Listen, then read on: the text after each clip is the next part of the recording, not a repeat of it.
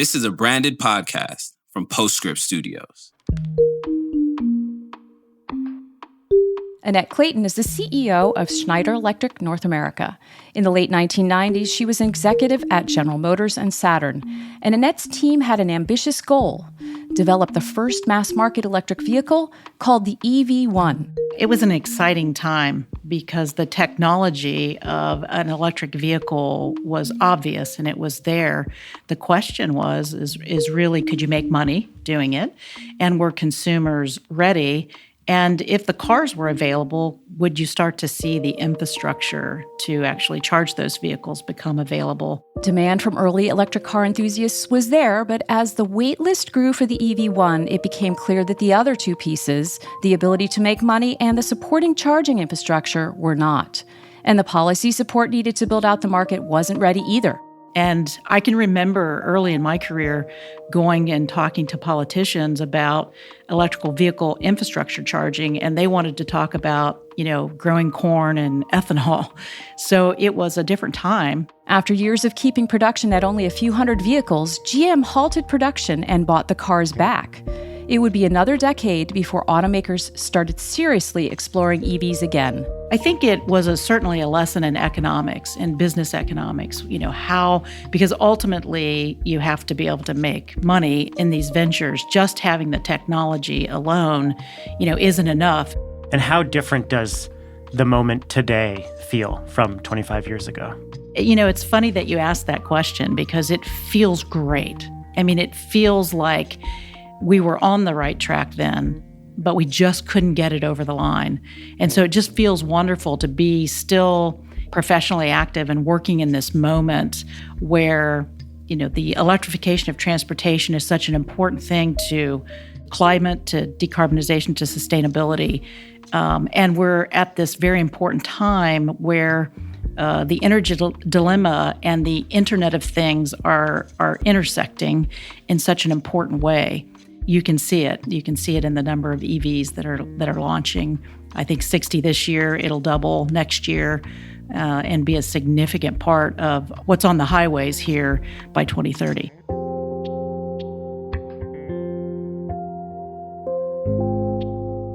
Today, we are at an inflection point in vehicle electrification.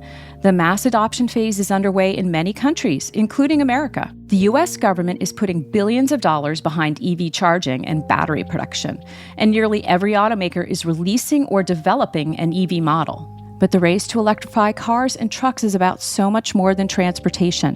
For an executive like Annette Clayton, it's about developing an economy-wide electrification strategy with EVs as a catalyst. It's why Schneider is getting deeper into the EV market. In this episode, produced in collaboration with Schneider Electric, Annette sits down with Stephen Lacey to talk about where the market is headed for EVs, technology trends in electrifying homes and industry, and how to tie them all together for the benefit of the grid.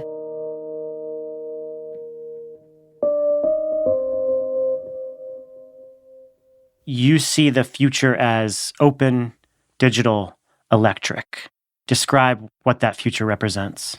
Well, open because it drives more innovation. And I think that's, in direct contrast to Tesla's value proposition. It gives customers choice with interoperability of technologies. So, we at Schneider always believe open is better because of the fact that it drives more innovation. And we also believe that a more electric and digital world is the key to sustainable and a resilient future. Electricity it's the most efficient form of energy. It's 3 to 5 times more efficient than other sources, and so it makes it the best vector of decarbonization. And digital makes energy really smart. It makes the invisible visible, and it lets you drive efficiency and eliminate energy waste. And the way to attack that is through electrification and digitization. Put another way, I guess, digitization unlocks decarbonization.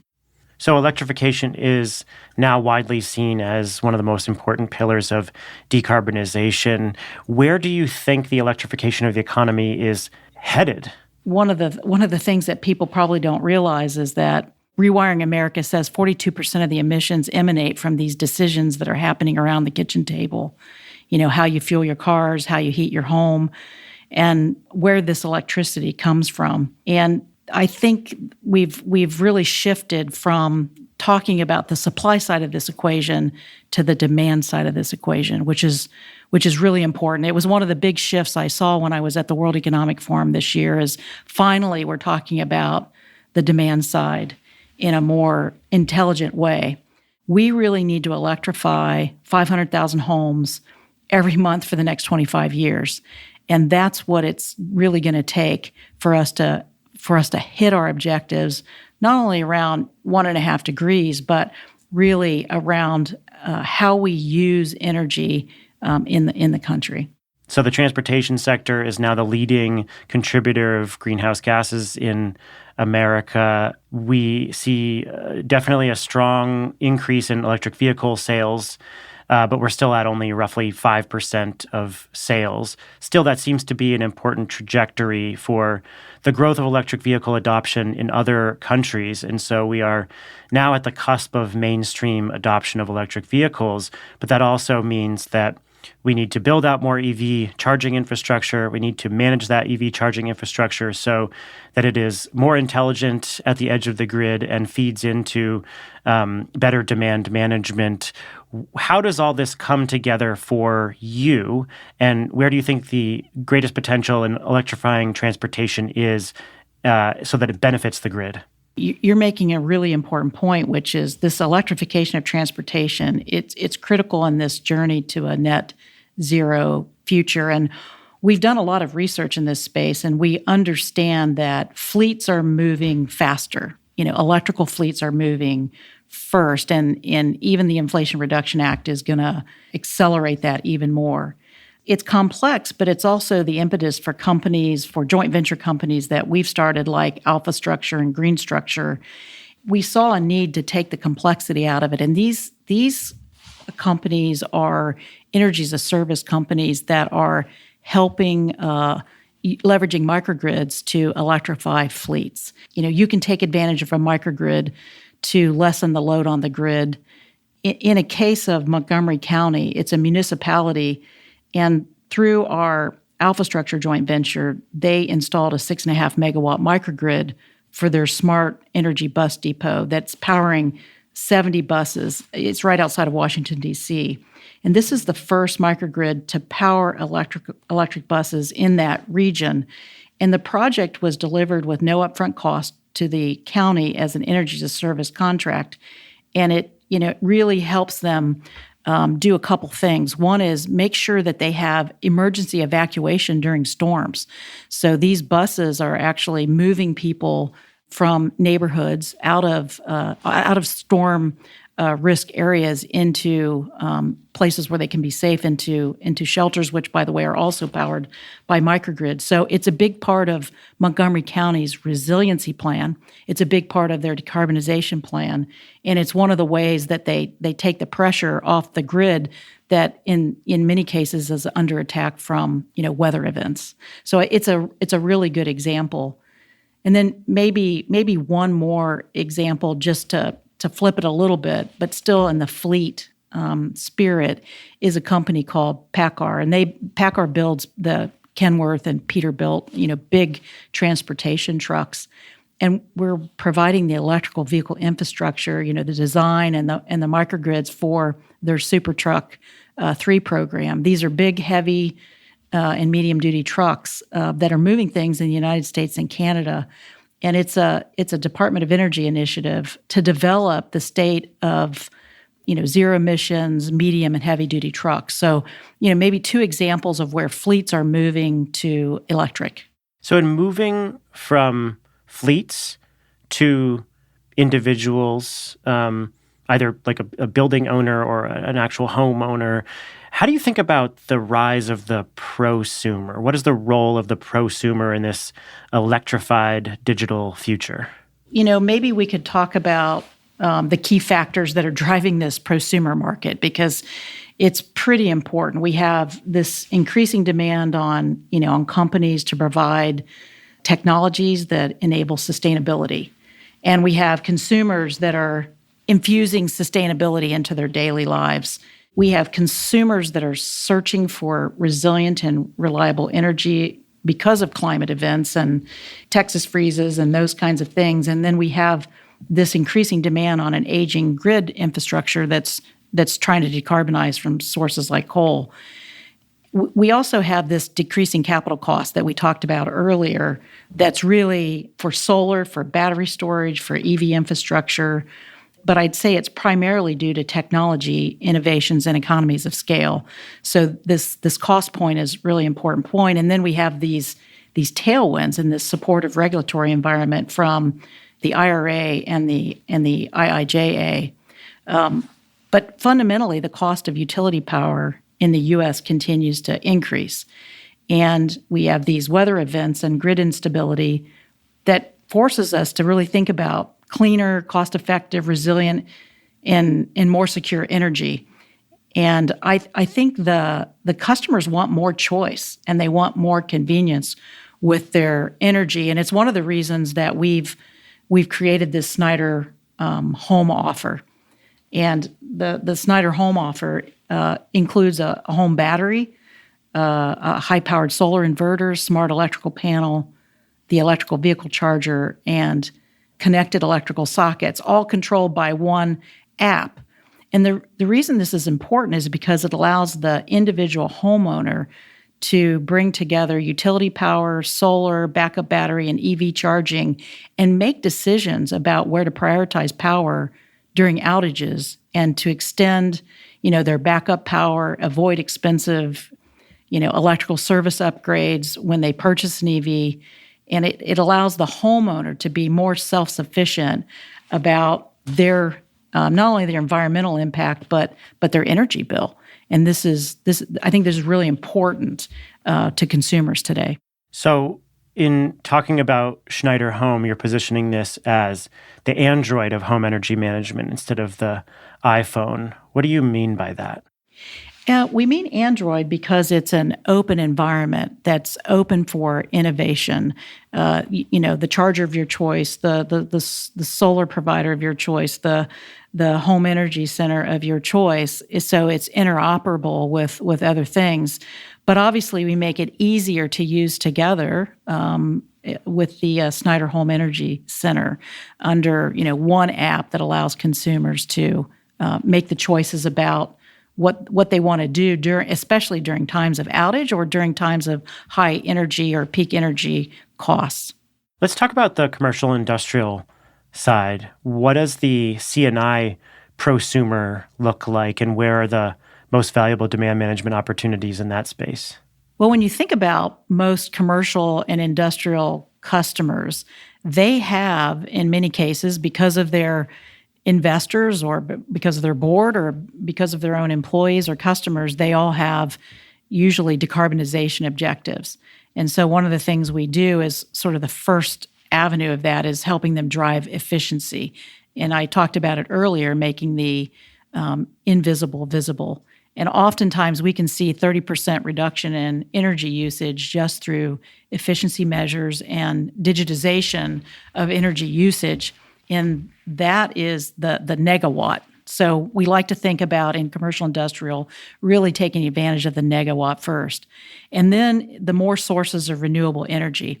And I talked about the microgrid opportunities, but we're doing a lot of microgrids with commercial and industrials because it allows them to not only have more sources of green energy that are digitized, decentralized, right, and decarbonized, it allows them to have resiliency for their operations.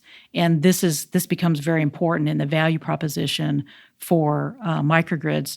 We also help customers procure more green energy. Our commercial and industrial customers want to make sure the energy they're buying is green. And then we help them with the orchestration and load management with things like what we just talked about, with things like the VPPs and AutoGrid.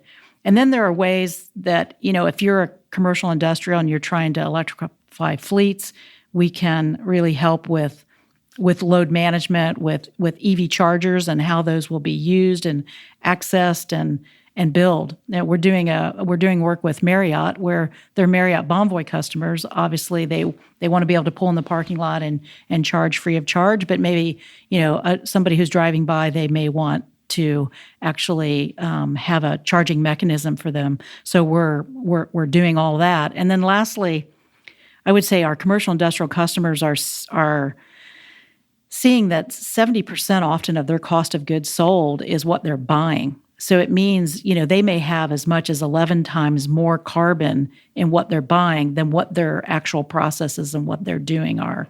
And so a lot of times they're asking us to help them decarbonize their supply chain.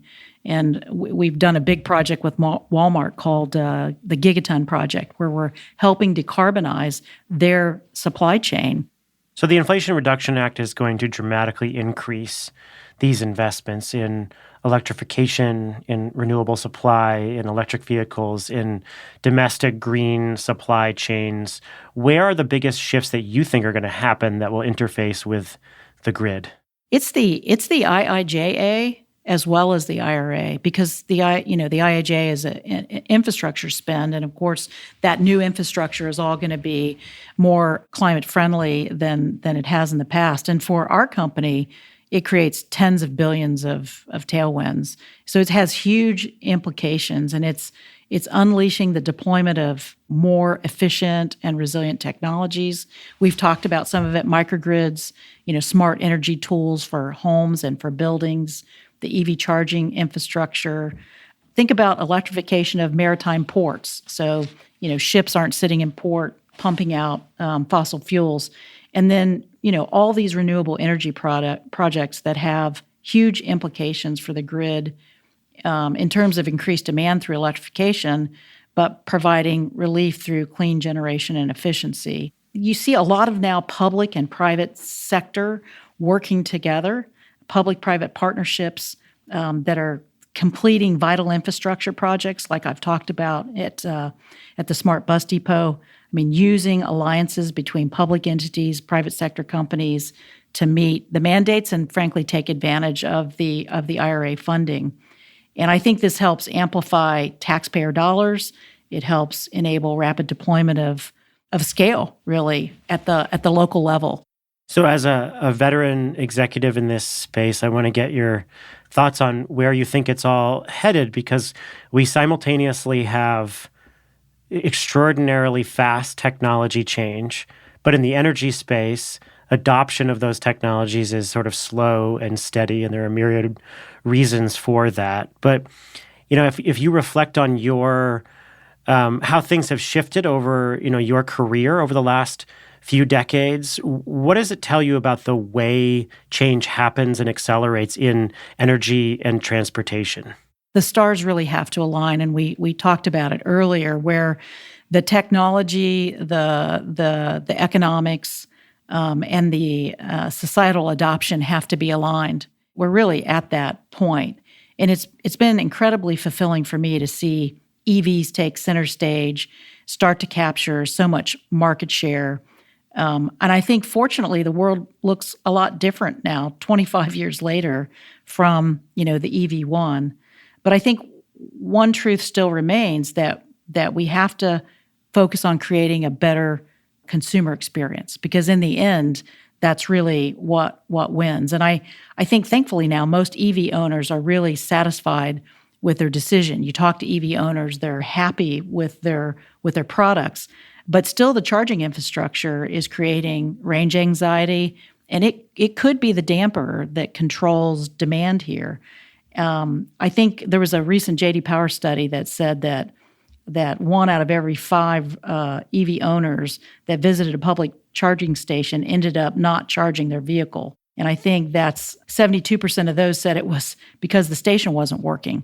So really having and fixing for the country the charging infrastructure is important. It's what's going to unlock the EV's potential. So we really have to have a kind of a twofold focus, not only building trust in the charge infrastructure, but maintaining it. And, one of our companies, EV Connect, that is really, they're the software inside that EV charger that really help understand the health of that charger, how it's being used, what it needs. This is going to be one of the most important catalysts for the things that need to happen to build a more secure, more resilient, and certainly more electrified transportation going forward. Do you ever have moments of wonder or admiration at the speed of technology change? I do. I worked in the technology industry, in the computer industry, and I followed, Moore's law a lot. And I somehow feel we're seeing some of that those same things really playing out in this industry now, where the technology continues to improve and the costs continue to come down. And I think that's exactly the dynamics we need to carry us into the future. I believe we're actually now beyond the knee of the curve. I think we're on the upcycle here, and I'm pretty excited to be working in this space at this moment in time. Annette Clayton, CEO of Schneider Electric North America, thank you so much. Thank you, Stephen. Really enjoyable.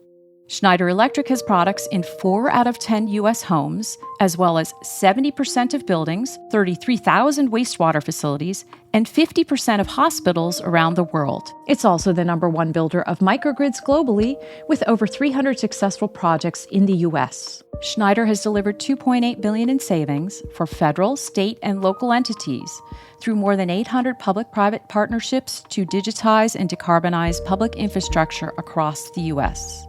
For more information on Schneider's efforts to electrify and digitize the economy, including the microgrid and resilience hubs that Annette mentioned, go to se.com or follow the link in the show notes.